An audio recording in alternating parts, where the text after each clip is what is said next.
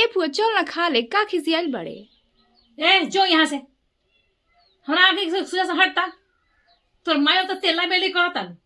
आ तेले खियावे। बाप हो बाप। अरे आजकल तो फुआ आ फूफा का कोनो इज्जते नहीं है। मार्केटे डाउन हो गइल बा। का हो गइल बा? बोल मत हमरा देही में आगे लग जाता। एगो तो तनिक घर बियाह रहू है तो मर व्हाट्सएप कर दे हुआ सन न्योता आ गए है अनु वही पर भेतर से काट के आज ये बियाह है ना कोनो गाड़ी भेजल सन ना केहू के बुलावे के भेजल सन है अपना गरज अपना मर्द के लेके ओइनी है। ओकरा बाद तोर महतारी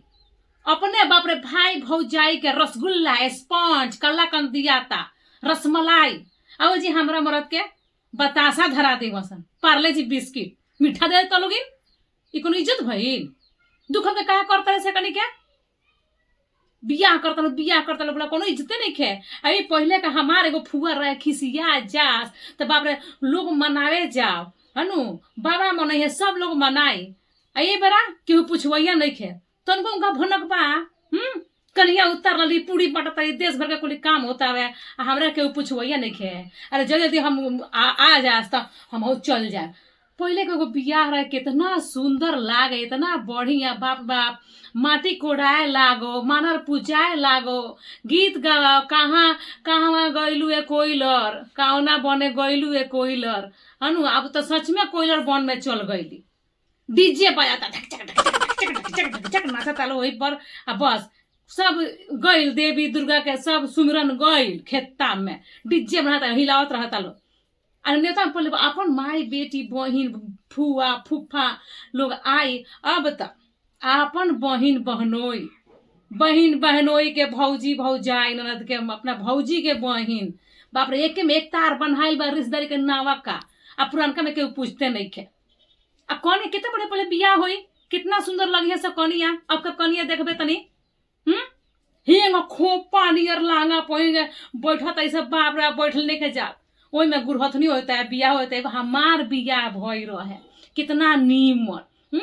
पुतली पहना के बियाह भइल ओकरा बाद से भसुर लोग के आइल हो कहाँ पर कौन सड़ियावे रे पुतली यादो नहीं खियावत पुतली कहल जाला का? हाँ बड़ा अच्छा बनारसी साड़ी आवे आ भसुर लोग गुरहे था उहे पहना के फिर सिंदूरदान होके वो से पहले पुतली पहनल जा नु 3 गो 4 गो ड्रेस है वो खोपा तो निकलते नहीं खे खोप लेके हमें बसरो तो निकलते नहीं खे खोप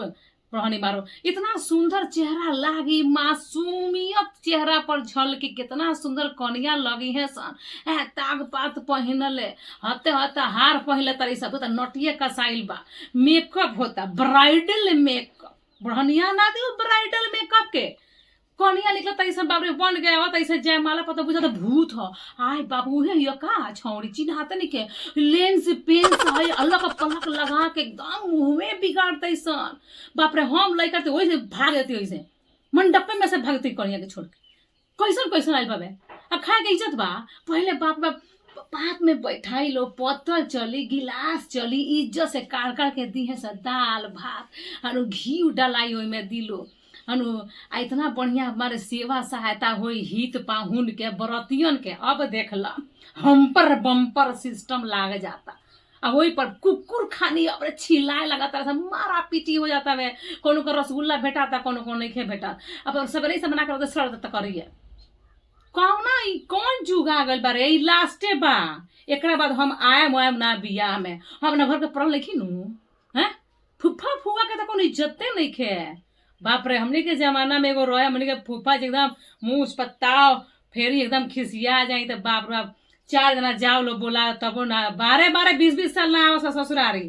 दमाद लो अब देखला कौन इज्जते नहीं के मार्केटे डाउन हो गई बा एकदम मार्केट सबसे बिगड़ल डाउन वाला मार्केट तो फुआ और फूफा के बहन बहनोई भौजी भौजाई एकदम धक्का धक चलता रिश्तेदारी तो जो यहाँ से हमार माथा मत गरम कर ना सैकड़ों ऐसा बात बा आगे भीतर याग बा जो छोड़ दो फुआ ई सब चलो बुलाओ चलो।